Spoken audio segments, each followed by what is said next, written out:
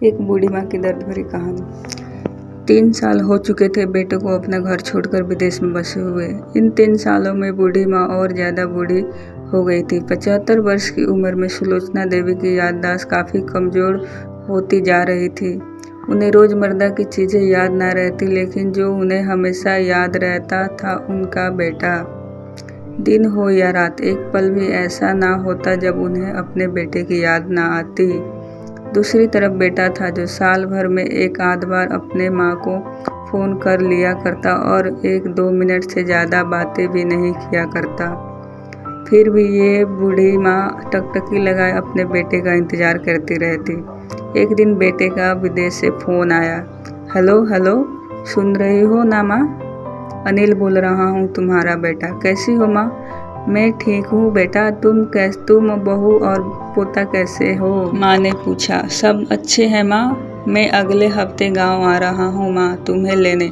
अब हम सब साथ में ही लंदन में रहेंगे माँ।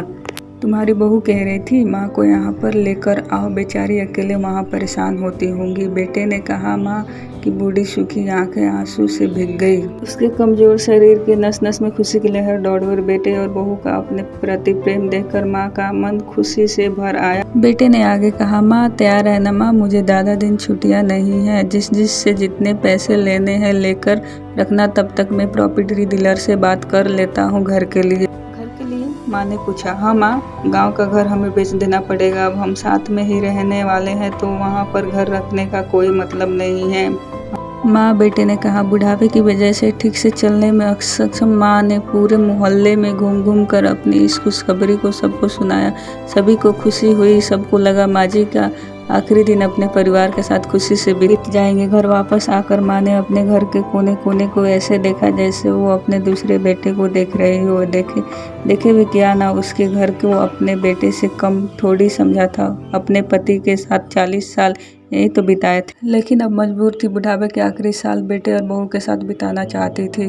दिल पर पत्थर रखकर घर बेचने के लिए माँ तैयार हो गई। आन फान में बेटे ने घर को आधे दामों पर बेच दिया। माँ ने ज़्यादा नहीं, लेकिन जिन चीज़ों से दिल लगा था उन चीज़ों को समेटा और बेटे के साथ टैक्सी में बैठकर एयरपोर्ट के लिए चली गई। एयरपोर्ट पर आकर बेटे ने माँ से कहा। माँ तुम यहाँ बेंच पर बैठो, मैं सामान और बोर्डिंग पास का जांच करा कर आता हूँ। वहाँ वक्त लगता है और खड़ा रहना पड़ता है, तुम्हें तकलीफ होगी, तुम यहीं आराम करो। मैं यूँ गया और यूँ आया। माँ बेंच पर बैठ गई और बेटा अंदर चला गया। काफ़ी समय हो गया बेटा वापस नहीं लौटा। माँ सोचने लगी ज़्यादा भीड़ होगी इसीलिए देर लग रही होगी, अंधेरा होने को आया। अब तो लोगों को चहलकदमी भी कम होने लगी। माँ को अब चिंता होने लगी। एक कर्मचारी आकर पूछा। किससे मिलना है माँ जी? आपको यहाँ पर बैठी क्यों है? डरती हुई आवाज़ में सुलोचना देवी बोली।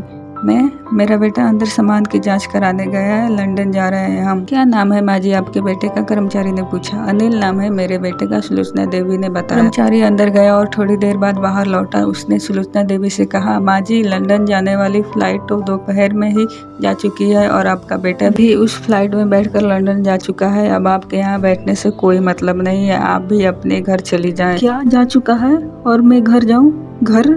माँ की आंखों से आंसुओं का सैलाब उठने लगे। जैसे तैसे माँ घर पहुंची। जो अब उसका नहीं था, बिक चुका था। वहीं बरामदे में तुलसी के पास सो गई। घर के नए मालिक को उस पर दया आई तो एक कमरा किराए से उसको दे दिया। पेंशन के पैसों से खाना और किराए का बंदोबस्त हो जाता था। दिन बीतने लगे। कुछ दिनों बाद घर के नए मालिक ने सुलोचना देवी से कहा। माँ जी, आप अपने रिश्तेदारों के यहाँ पर जाकर क्यों नहीं रहती? इस उम्र में आपके लिए वही अच्छा तो होगा, लेकिन मगर मेरा बेटा वापस आएगा तो उसका ख्याल कौन रखेगा? मेरा बेटा बहुत बोला है, उसे अपना ख्याल रखना बिल्कुल नहीं आता। मैं कहीं नहीं जाऊंगी, क्या पता कब उसे मेरी जरूरत पड़ जाए, माँ ने कहा।